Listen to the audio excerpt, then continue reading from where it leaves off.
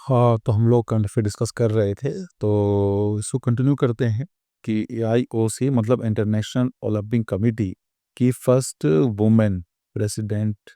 ये हम बात कर रहे हैं कि फर्स्ट अफ्रीकन मतलब अफ्रीका से आज तक कोई प्रेसिडेंट नहीं रहा है। फर्स्ट अफ्रीकन जो प्रेसिडेंट है वो नियुक्त की जा चुकी हैं, जिनका नाम है क्रिस्टी कॉन्वेंट्री। इसका नाम याद कर लीजिए। और ये कहाँ की हैं? जिम्बाब्वे की हैं। बहुत ही फेमस एथलीट हैं वहाँ की। तो उनको मौका मिला है, तो ये बहुत बड़ी बात है एक तरीके से कि पहली वुमेन। सोच रहे कब से बना हुआ है इंडियन जो इंटरनेशनल ओलंपिक कमेटी है 1894 से काम कर रही है। लाइक आप समझ सकते हैं लगभग सवा सा नहीं 194 25 लगभग, हाँ, 134 साल के आसपास से काम कर रही है। छत हाँ 31-32 साल से काम कर रही है। अब तक वुमेन प्रेसिडेंट एक भी नहीं बनी है। और हम बात करें दूसरी, एफिन प्रेसिडेंट भी कोई नहीं हुए हैं, तो इसलिए ये इंपॉर्टेंट याद रखेंगे आप इस चीज़ को। फिर आता है कि साउथ एशिया रीजनल जो सेंटर है, मतलब क्या है कि जो पेरू बेस्ड मतलब पेरू एक कंट्री है, वहाँ के बेस्ड है इंटरनेशनल पोटैटो सेंटर। तो इंटरनेशनल पोटैटो सेंटर का साउथ एशिया रीजनल सेंटर जो बनाया गया है वो बनाया गया है आगरा में, तो इसलिए इंपॉर्टेंट है, याद रखेंगे आप ये। तो इंटरनेशनल पोटैटो सेंटर का, भाई वो तो इंटरनेशनल है, अलग अलग रीजनल एरियाज होते हैं वहाँ पर सेंटर बनाए जाते हैं। तो साउथ एशिया जिसके अंदर अपना ये इंडिया, पाकिस्तान, नेपाल, भूटान ये सब आते हैं। तो साउथ एशिया रीजनल जो सेंटर बनाया गया आगरा में बनाया गया। अब क्या काम करता होगा? पोटैटो रिसर्च सेंटर है, तो उसके बारे में ही स्टडी करता होगा, बताता होगा, ठीक है, इसमें हम ज़्यादा नहीं जाएंगे।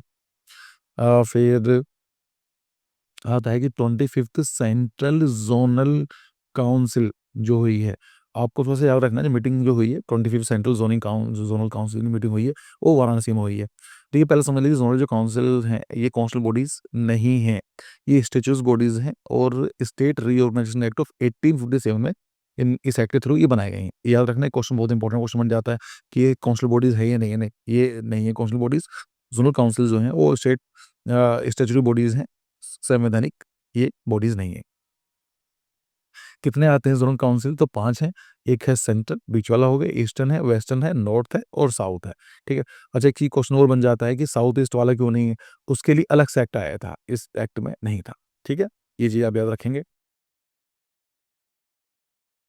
फिर ये आता है कि जो घड़ियाल है, जो घड़ियाल नाम सुना होगा आपने, एक तरह क्रोकोडाइल होते हैं, उसकी वैरायटी समझ लीजिए। वो हैचिंग करते हैं मतलब चंबल रिवर में। तो ये क्वेश्चन बन जाता है कि ये कहाँ पाए जाते हैं? तो याद रखना कि जो है चंबल नदी जो है उसके आसपास जो है वो घड़ियाल के लिए फेमस है। एक्चुअली क्या है, उनकी जो नोज होती है उसमें घड़ा टाइप का बना होता है, इसलिए घड़ियाल तो है, मगरमच्छ की टाइप की ही है। देख लीजिए फोटोग्राफ, आपको थोड़ा सा क्लियर हो जाएगा, ठीक है।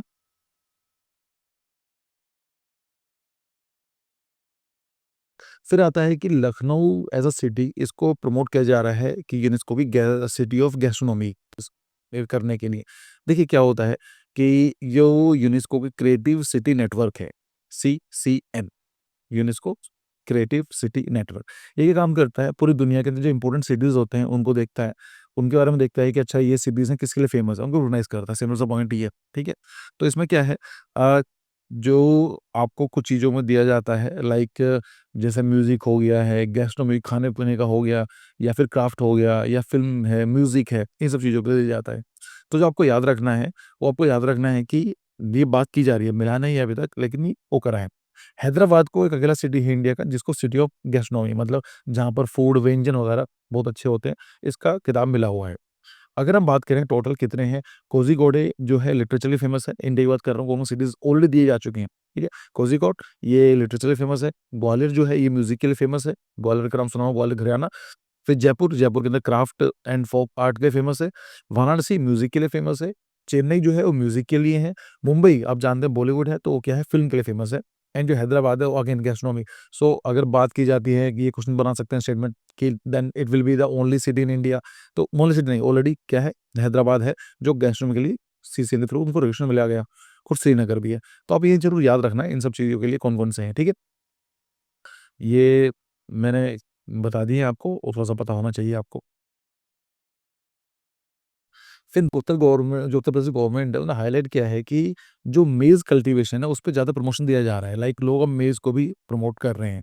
तो Uttar Pradesh government has highlighted the growing swift toward maize cultivation among progressive farmers, ठीक है। Attribute this trend to the crops economic benefit, minimal water requirements and high nutrition values. जो मेज होती है उसमें न्यूट्रिशन वैल्यू ज़्यादा होते हैं, और सबसे बड़ी बात ये है कि कम पानी से भी काम चल जाएगा। तो उसमें ऐसा नहीं है कि आपको इरिगेशन ये चाहिए होगा या नहीं है, उसके बिना भी आप काम कर सकते हैं। कम पानी चाहिए होता है इन कंपैरिजन शुगर केन और जो राइस है उनके साथ कम चाहिए होता है, ठीक है। फिर आगे देखते हैं। फिर एक पेड़ माँ के नाम 2.0 कैंपेन चलाया गया है एनएचआई के द्वारा, national highway authority of India. तो ये है अ पार्ट ऑफ द एक पेड़ माँ के नाम कैंपेन। एनएचआई लॉन्च्ड आर्ट, नाम से लिया ना एक पेड़ माँ के नाम, तो एक पेड़ लगाया जाएगा माँ के लिए। Launch the tree plantation drive to plant 40,000 trees along the Delhi Dehradun corridor. तो जो दिल्ली और देहरादून में जो बनाया गया एक्सप्रेस वे जो बनाई गई है, तो उसके अलोंग 40,000 पेड़ पौधे की बात की जा रही है कि भाई आप पेड़ लगाओ, पौधे लगाओ और उसको माँ के नाम करो, लाइक इस चीज़ के लिए, ठीक है? सो ये है, जो दिल्ली को ना बागपत में ये वाली की स्कीम चलाई गई है। फिर आता है कि 50 इयर्स ऑफ नेशनल इमरजेंसी। आप जानते हैं आपातकालीन जो लगा था on the basis of internal disturbance, उस टाइम पर हुआ करता था, अब नहीं है। अब तो जगह नाम कर देगा आर्म रेबेलियन 44 कॉन्स्टिट्यूशन अमेंडमेंट के। तो ये बहुत ही बेसिक जीके का है, पॉलिटी का बहुत बेसिक स्टडी पार्ट है, शायद जानकारी होगी आपको। मतलब क्या था कि उस टाइम पर बिफोर 1975 उसमें क्या था कि इमरजेंसी लगाने के 3 कंडीशन थी, war, external aggression and internal disturbance. तो जो 1975 में जो इमरजेंसी लगी थी, वो लगी थी इंटरनल डिस्टर्बेंस की तरह से, अंदरूनी डिस्टर्बेंस है। अभी ये क्या था, बहुत ही वेग है, कुछ भी कोई भी लगा सकता है। इसको फिर क्या करा 44th अमेंडमेंट में इसको चेंज कर दिया गया, और उसमें क्या बोल दिया गया है कि अब आर्म रिबेल होना चाहिए, मतलब तब लगा सकते हैं इमरजेंसी, लेकिन लोग हथियार लेकर निकल जाएं तब लगा सकते हैं, ठीक है। तो आर्म रिबेलियन के ऊपर ये लग सकता है। तो ये चेंज किया गया था 44 कॉन्स्टिट्यूशन अमेंडमेंट एक्ट 1978। 1970 से पहले इंटरनल नंबर वो थी क्या बोलते हैं उसको, इंटरनल डिस्टर्बेंस के नाम पर इमरजेंसी लगाई जा सकती थी, उसको हटा दिया गया था, ठीक है। हुआ क्या है कि 50 साल कंप्लीट हो रहे हैं, इसको लगाए इनमें। तो ये दिन याद रख लीजिए, मुझे ऐसा लगता है कि 12 जून 1975, ठीक है, 1975 तो आपसे याद रखेंगे, ठीक है, वो तो ठीक है।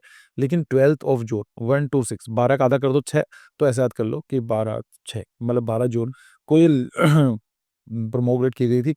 तो इसलिए 50 साल कंप्लीट हुए हैं, तो कभी-कभी क्या होता है पीसीएस में क्वेश्चन बन जाते हैं कि कौन से दिन या क्या डेट थी, तो ये थोड़ा-सा मुझे ऐसा लगता है कि हो सकता है, फिर भी देख लें।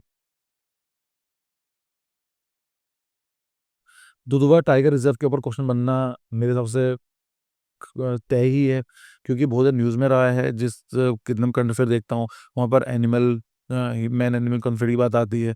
कुछ ये वाली बात आती है कि वहाँ पर कोई काफ़िला निकल गया था गाड़ी का दुधवा नेशनल पार्क में। फिर ये वाली बात आती है कि बटरफ्लाई की जो डाइवर्सिटी है देखने को मिल रही है दुधवा नेशनल पार्क में। तो दुधवा नेशनल पार्क इम्पोर्टेंट है, ये पता होना चाहिए किस जगह पर है। तो ये जो है, जो नेपाल बॉर्डर है, तराई वाला जो एरिया है वहाँ पर है, ठीक है? तो इसको आप ज़रूर याद रखेंगे। दुधवा जो है ये 1977 में इसको बनाया गया था। बात की गई थी नेशनल पार्क में, स्टेटस दे दिया गया था 1977 में, और टाइगर रिज़र्व का स्टेटस दे दिया गया था 1987 में, 10 साल के बाद। तो यहाँ पर क्या है, जो दुधवा टाइगर रिज़र्व है, दुधवा टाइगर रिज़र्व के अंदर क्या है, 3 चीज़ें मिलकर बनी होती हैं। एक तो दूसरा दुधवा नेशनल पार्क है, दूसरा है किशनपुर वाइल्ड लाइफ सेंचुरी, और है कतरनी घाट वाइल्ड लाइफ सेंचुरी। तो ये कभी-कभी ये क्वेश्चन बेसिक स्टैटिक है, न्यूज़ में है इसलिए मैंने बोल दिया, तो ये आ सकता है, इम्पोर्टेंट है। आप इसको याद रखेंगे। हुँ।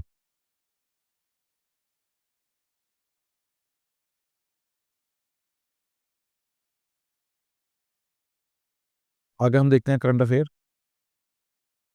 फिर आता है Bachpan day care centre. So Uttar Pradesh government is set to expand its initiative for children with special needs, person with disabilities. देखिए, जो बच्चे अलग तरह के, अलग इन सेंस कि वो दिव्यांग हैं, तो उनके लिए क्या है, गवर्नमेंट ऑफ यूपी वो चाहती है इसको एक्सपेंड करना। क्या काम करेगी वो, जिससे उनके लिए स्पेशल नीड को ध्यान में रख के ये चीज़ बनाई जा रही है। किसके लिए? टू ओपन बचपन डे सेंटर इन 26 मोर डिस्ट्रिक्ट। बचपन डे सेंटर पहले भी हुआ करते थे, 26 डिस्ट्रिक्ट में और बात की जा रही है कि लगाए जाएंगे। Alongside launching new scheme to improve accessibility, education, rehabilitation and training. भाई हम लोग जानते ही हैं कि जो हैंडीकेप लोग होते हैं उनको एक्सेसिबिलिटी दिक्कत बढ़ती है। वो जो खासकर ये तो पूरे इंडिया का ही है कि इंफ्रास्ट्रक्चर उस लायक नहीं बना हुआ है कि वो आराम से जा सके। इतनी भीड़ होती है, कैसे करेंगे? वो भी दिक्कत है। एजुकेशन उनको नहीं मिल पाती है, रिहेबिलिटेशन की दिक्कत आती है और ट्रेनिंग की दिक्कत आती है। तो याद रखना बचपन डे केयर किसके लिए बनाया गया है? पर्सन विद डिफरेंट एबल, ठीक है? फिर करंट अफेयर आता है इंपॉर्टेंट, मिस वर्ल्ड 2025। 2025 में मिस वर्ल्ड है, ये कहाँ हुआ था? ये हुआ था तेलंगाना, मतलब हैदराबाद में हुआ था। और इनकी जो मिस वर्ल्ड जो है 2025 की, ये बनी है, इनका नाम है ओपल सुजाता चुंगश्री। ओपल सुजाता चुंगश्री। चुंगश्री, तो नाम से थोड़ा-सा लग रहा है इंडियन होगा, लेकिन नहीं, ये जो है थाईलैंड की है, इसलिए आप याद रखना उनको, थाईलैंड की इनको मिला है। और ये कहाँ हुआ? हैदराबाद में हुआ है।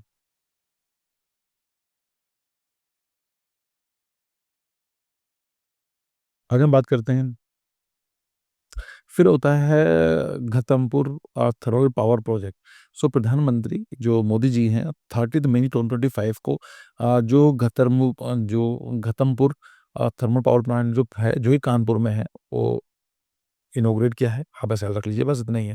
अब यूनिट 1 की दी गई थी, यूनिट होनी थी उसकी, तो यूनिट 1 को डेडिकेट किया है, वो हमारे पास ये क्वेश्चन आएगा कि घाटमपुर जो थर्मल पावर प्रोजेक्ट है, इट वाज़ इन न्यूज़, तो ये कंप्लीट हो चुका, नहीं हो चुका? नहीं, पहला ही उसका हुआ है, यूनिट 1 ओपन हुई है। और ये कहाँ पर? तो कानपुर में है। आगे आते हैं, सेमीकंडक्टर यूनिट, ये जो बनाई जा रही है, ये बनाई जा रही है आपके जेवर में। मतलब ये आप रखेंगे कि the union cabinet has approved 3700 crore display driver chip manufacturing unit at Jewar, जो कि नोएडा में, उत्तर प्रदेश में, ठीक है? तो जेवर में, ये याद रख लीजिए, पूछा जाएगा कि सेमीकंडक्टर यूनिट कहाँ बनाई जा रही है फॉर द डिस्प्लेस। आप मोबाइल फ़ोन यूज़ करते हैं, लैपटॉप में देखते हैं, तो उसमें डिस्प्ले के लिए चिप लगती है। तो कहाँ बनेगी? सेमीकंडक्टर यूनिट के बनाई जा रही है, उसके थ्रू बनेगी। तो जेवर में, आप उसको याद रखेंगे, ठीक है? North India's largest film city in Noida, तो हम लोग जानते हैं कि नॉर्थ इंडिया की जो लार्जेस्ट सिटी है, फ़िल्म सिटी है, वो नोएडा में है, तो है।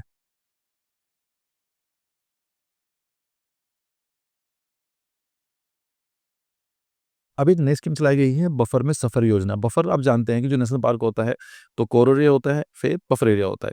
तो ये वाली बात की गई थी कि बफर एरिया के अंदर वहाँ पर लाइक इतनी ज़्यादा कोर एक्टिविटीज़ नहीं होती हैं, तो वहाँ पर ट्रैवलिंग के लिए अलाउड किया जा सकता है, लोग घूमने-फिरने के लिए आते हैं। सो इसी काम के लिए गवर्नमेंट ऑफ इंडिया चाहती है कि अगर कोई घूमना चाहता है, सफ़र करना चाहता है, सफ़र मतलब सफ़र होता है ना, इंग्लिश वाला सफ़र नहीं, हिंदी वाला सफ़र। तो सफ़र करने के लिए ये स्कीम चलाई गई है। So Uttar Pradesh Forest and Wildlife Department has launched a new ecotourism initiative named Buffer Mein Safar Yojana. The primary goal is to scheme to promote sustainable and eco-friendly tourism in the buffer zone of Tiger Reserve. तो tiger reserve के जो आसपास buffer zone होता है, वहाँ पर tourism activity को promote करना और सस्टेनेबल होना जरूरी है। अब ऐसा तो नहीं है ना, वो बोलेंगे कि तुम ऐसा काम करो जो एनवायरमेंट को नुकसान दे, नहीं। सस्टेनेबल तो ऑटोमेटिकली होगा ही होगा, चाहे देखिए रियलिटी में कुछ हो या ना हो। आप ये चीज़ मान के चलिए, कोई भी एग्ज़ाम में क्वेश्चन पूछा जाता है, गवर्नमेंट ऑफ इंडिया कभी ये नहीं बोलेगी कि नुकसान होगा, हमेशा बात करेगी सस्टेनेबल हम डेवलपमेंट करने की बात करेंगे, ठीक है? तो इसलिए ये बहुत बेसिक चीज़ें पता होनी चाहिए आपको। लॉजिक है, तो गवर्नमेंट कैसे बोल सकते हैं कि हम अनसस्टेनेबल डेवलप करेंगे? भाई नहीं करेंगे ना। हाँ, हो सकता है कि ना अच्छा ना रहे रिस्पॉन्स, बट सब लोग ये बात करेंगे, ठीक है? आगे देखते हैं।